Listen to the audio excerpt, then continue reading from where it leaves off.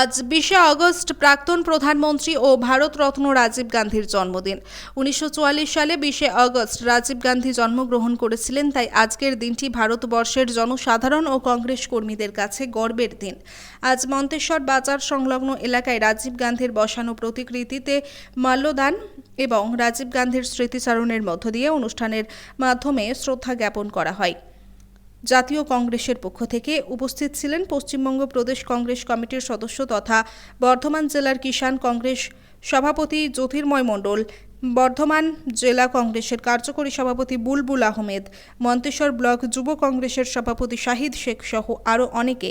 পশ্চিমবঙ্গ প্রদেশ কংগ্রেস কমিটির সদস্য জ্যোতির্ময় মণ্ডল আমাদের কি জানালেন দেখুন। আজকে কোথায় কি অনুষ্ঠান পালন করা হচ্ছে?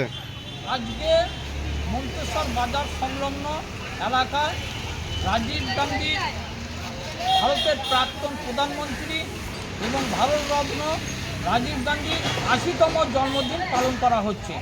কে কে আছেন আপনারা? এখানে উপস্থিত আছেন যে বর্ধমান জেলা কংগ্রেসের নেতা বুলবুল আহমেদ, বর্ধমান জেলা পিসিসি মেম্বার জ্যোতির্ময় মণ্ডল, আরও অনেকে। এর মধ্যে দিয়ে কি জানাতে চাইছেন? এর মধ্যে দিয়ে জানাতে চাইছি যে রাজীব গান্ধীর যে কর্মকাণ্ড, রাজীব গান্ধীর মূল্যবোধ, রাজীব গান্ধীর যে ভাবধারা চারিদিকে ছড়িয়ে দিয়ে রাজীব গান্ধী আজকে ভারতবর্ষের এই রাজীব গান্ধীর জন্মদিনে ঐক্য সংহতি দিবস হিসেবে পালন করছে। আপনার নাম পরিচয়? মন্তেশ্বর থেকে জ্যোতির্ময় মণ্ডলের রিপোর্ট, সুন্দর বাংলা।